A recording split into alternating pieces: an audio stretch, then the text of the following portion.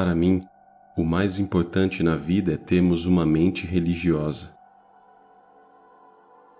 Porque então, tudo o mais entra no correto estado de relação. Tudo. Ocupações, saúde, casamento, sexo, amor e os inumeráveis problemas e tribulações que a vida nos oferece.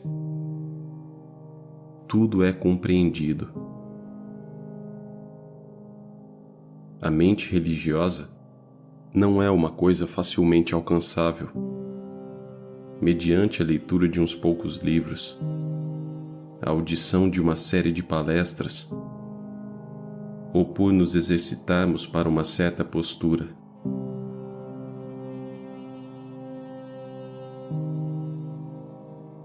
A mente, que inclui tanto o consciente como o inconsciente, é, como já observamos, um vasto campo de contradição. Ela está toda envolvida em uma grande luta.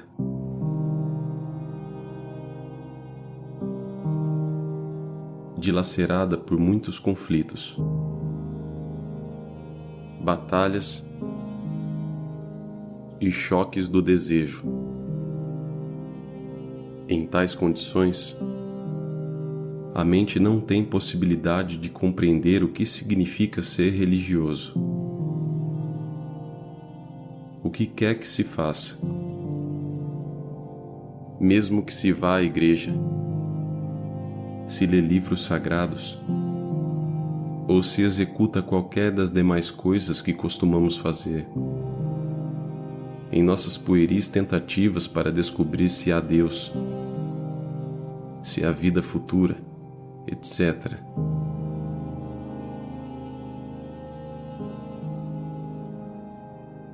Essa mente nunca encontrará aquele extraordinário estado religioso.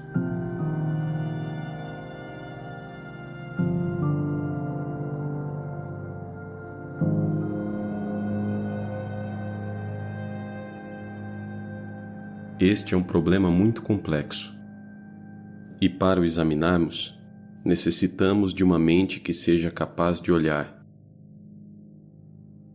de observar, sem logo dizer: o que estou vendo me agrada, gosto disso, ou não me agrada, não gosto disso.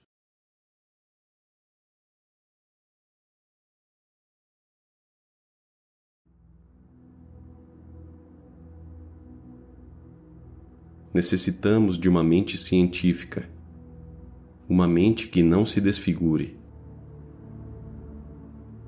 que não dê colorido àquilo que vê.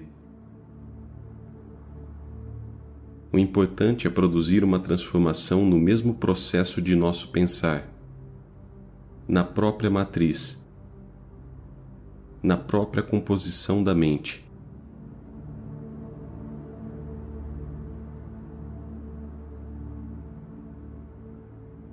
É necessária uma revolução. Não revolução econômica ou social, porém revolução na consciência, no verdadeiro centro de nosso ser. E tal revolução só pode ocorrer quando se compreende esta questão do conflito.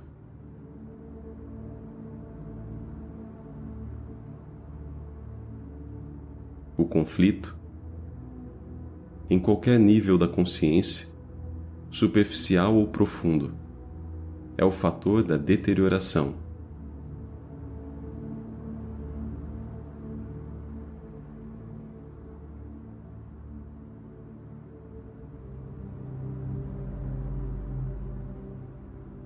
Observai, por favor, vosso próprio estado.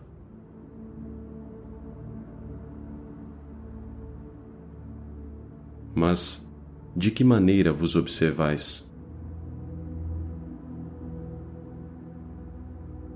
Observais como um observador que observa algo separado dele próprio? Caso em que há uma divisão, uma contradição entre o observador e a coisa observada? Ou observais sem a presença do observador?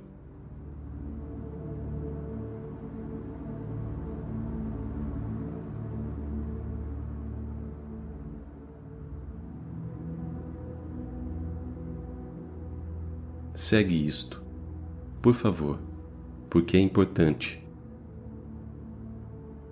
Quando estamos observando o processo extremamente complexo de nossa própria consciência, cuja vera essência é o conflito, devemos compreender o que entendemos por olhar, observar. Estou certo que a maioria de nós observa como alguém que o faz pelo lado de fora, a olhar para dentro.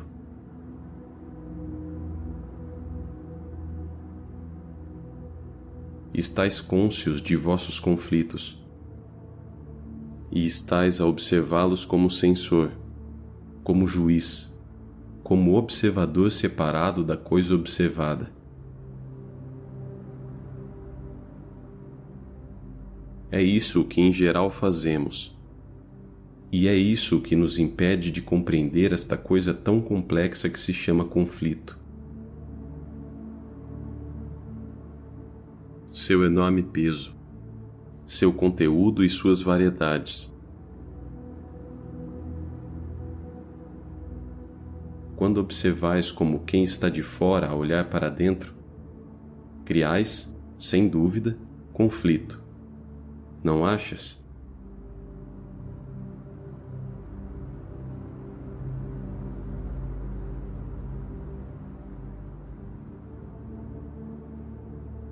Não estais compreendendo o conflito, porém, apenas tornando-o maior. Cônscio do conflito existente em si próprio, o observador diz: preciso alterar isto. Não gosto de conflito.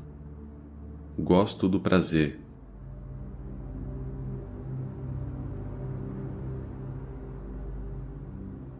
O observador, pois, tem sempre essa atitude de julgar, de censurar. E quando se observa dessa maneira, não se está compreendendo o conflito. Pelo contrário, ele está sendo multiplicado. Tornei bem claro este ponto? Eu gostaria que percebesseis este fato. De uma vez por todas, que percebesseis sua verdade e beleza, pois saberias, então, o que significa olhar. Não com olhos de censor, porém, olhar, simplesmente.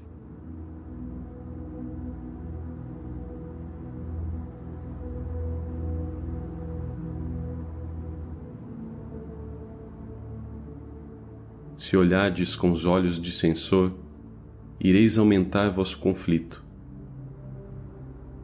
Mas se observardes, sem ser de um centro, começareis a compreender esse processo extraordinário que se chama a consciência,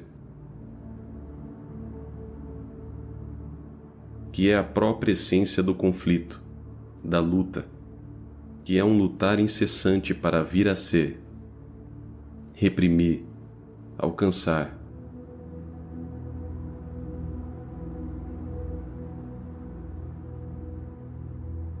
A mente, de modo nenhum, pode compreender a si própria por meio de análise. Porque, na análise, há separação entre o analista e a coisa analisada.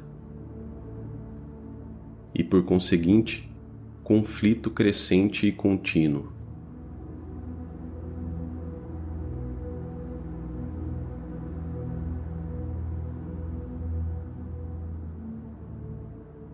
Toda análise, todo esforço de sondagem, indagação, pesquisa, parte do centro, já condicionado, carregado das acumulações do tempo, que é o conhecido.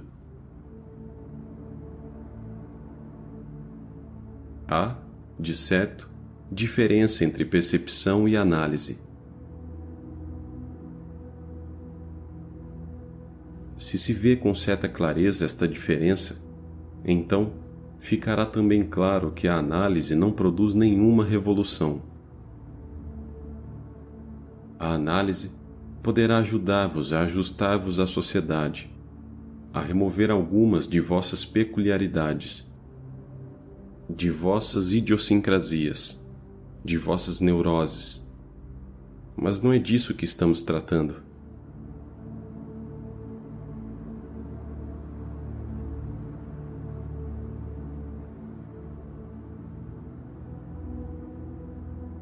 Estamos falando de coisa muito mais fundamental do que o mero ajustamento a uma sociedade corrompida.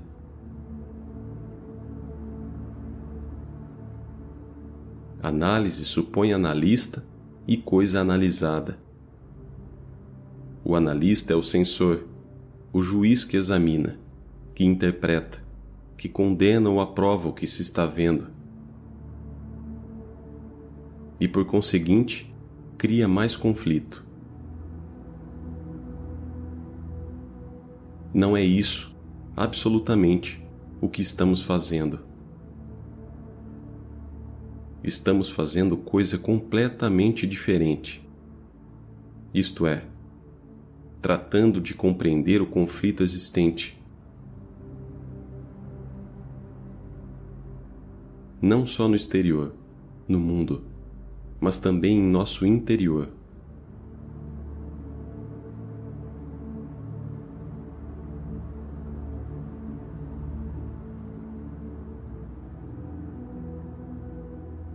Estou empregando a palavra compreender no sentido de observar sem tomar posição. Quando assim procedeis, já tendes um campo de observação em que não existe conflito.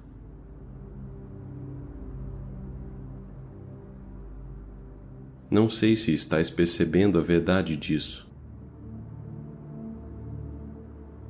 Para o homem ou a mulher que deseja verdadeiramente compreender a beleza, o extraordinário significado de uma vida livre de conflito, e eu digo que essa vida é possível, a coisa mais importante é que se esteja totalmente cônscio de todo o conteúdo da consciência.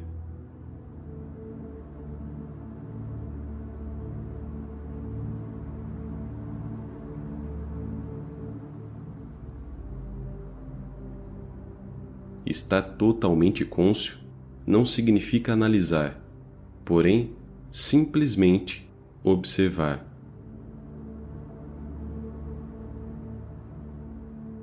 E aí está a nossa maior dificuldade, porquanto, através de 1 milênio de hábito, viemos sendo exercitados para julgar, para condenar, para comparar, para identificar-nos.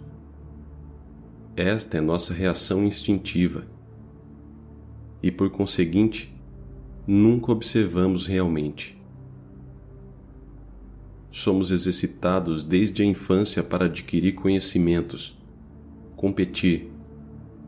Aprendemos uma técnica, especializamo-nos numa certa direção, a fim de termos um emprego e ganhar a vida. Nisso consiste toda a nossa educação, de modo que continuamos a viver na superfície.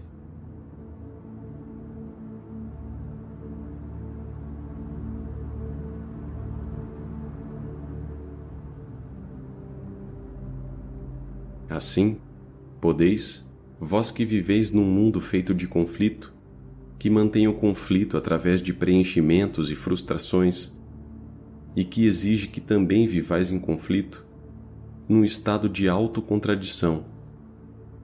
Podeis, pela compreensão, pela sensibilidade a todo esse processo, ficar totalmente livres de conflito?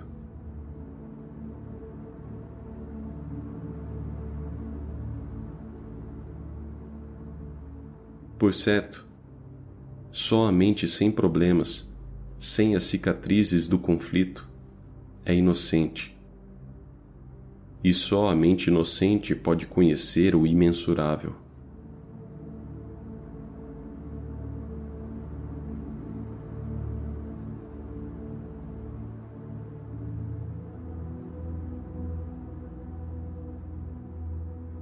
O necessário é esse extraordinário estado de atenção, no qual olhais e escutais, sem decisão, sem motivo, sem finalidade. E isso é, realmente, atenção sem escolha. Desse percebimento sem escolha vem a atenção. Não é a atenção a alguma coisa, porém atenção pura e simples.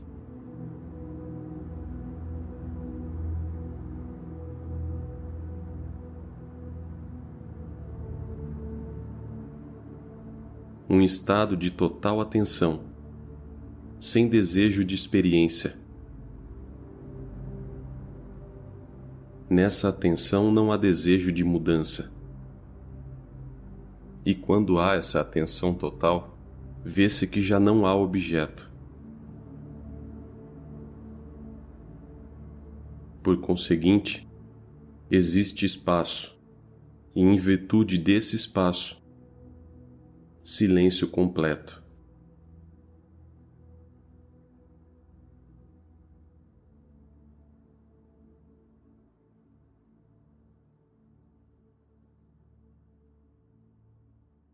Simplesmente observe.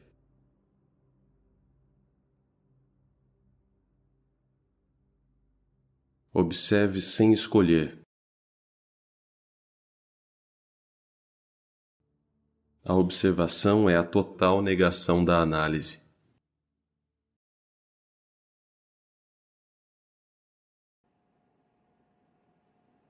Completamente cônscio e sem escolha. Apenas observe.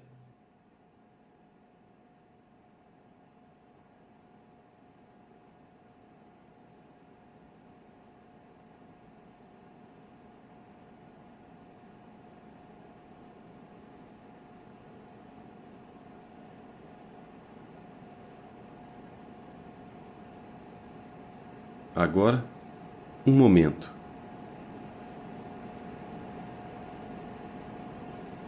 Está se ouvindo um zumbido aqui neste pavilhão. Aquele ventilador elétrico está funcionando e fazendo barulho.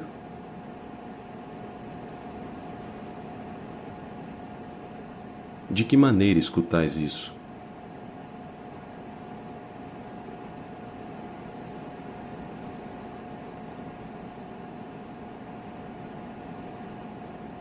Se esse barulho vos está irritando, se é algo distinto de vós, então, conscientemente ou inconscientemente, lhe estáis resistindo. Por que quereis escutar?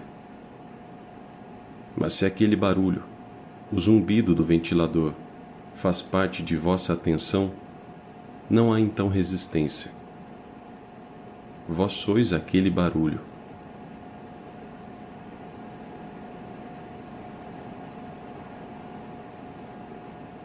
Com idêntico estado mental, podeis olhar todo o processo de vossa consciência, com suas contradições, desejos, ambições, impulsos, compulsões, preenchimentos. Vós sois tudo isso.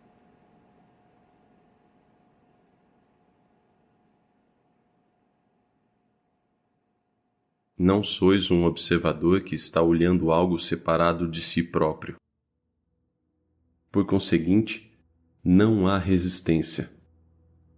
Não há conflito entre vós e essa coisa.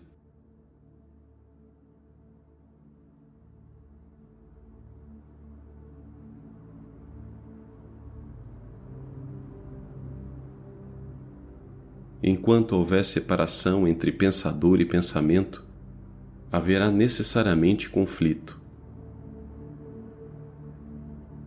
Vede, por favor, que aí é que está a raiz dessa separação.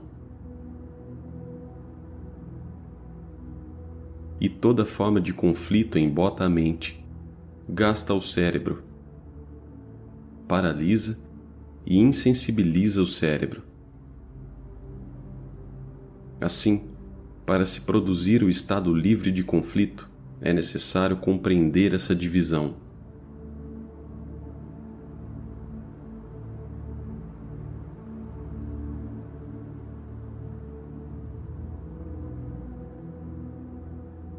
Por favor, não aceiteis nada do que está dizendo este orador. Olhai-o sem aceitá-lo, nem rejeitá-lo, mas procurando perceber o fato, individualmente, pela observação de vós mesmos. Quando tiverdes apreendido realmente o profundo significado da observação, descobrireis que o próprio processo de observar, de ver, é o fim do conflito. Porque se eliminou a separação entre o observador e a coisa observada. Apagou-se completamente esta divisão, e por conseguinte, não estais observando o pensamento como entidade separada. Vós sois esse pensamento, e não um pensador que observa o pensamento. Assim, se está compreendido isto, examinemos essa coisa complexa chamada ego, que é o eu, o campo da consciência. Sem autoconhecimento, o eterno não pode surgir. Apenas através da conscientização do que é verdadeiro de momento a momento, se descobre aquilo que é infinito, o eterno.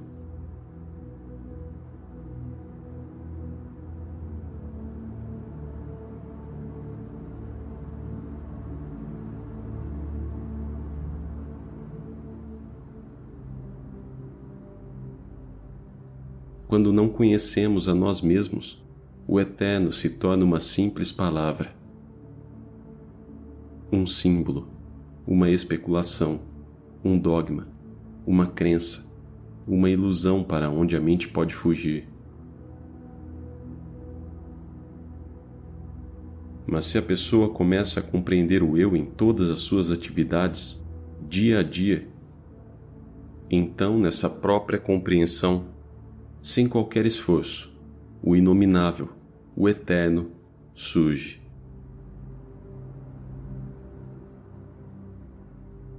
Mas o eterno não é uma recompensa para o autoconhecimento. Aquilo que é eterno não pode ser perseguido. A mente não pode adquiri-lo. Ele surge quando a mente está quieta. E a mente só pode estar quieta quando é simples. Quando não está mais armazenando, condenando, julgando e pesando.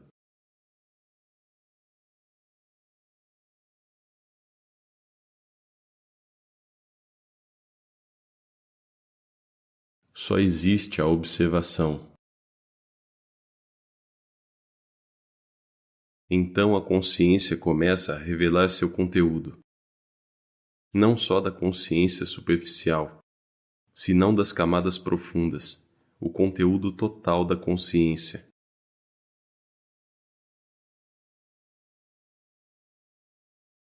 Se o indivíduo vê de uma observação pura, absolutamente quieta, então a coisa floresce.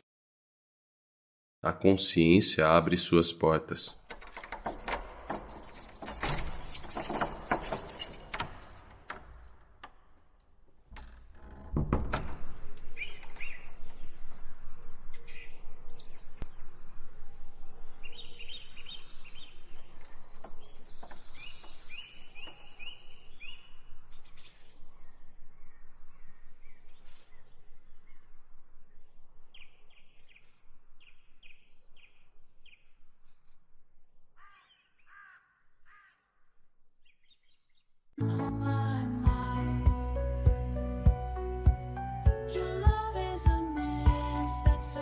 me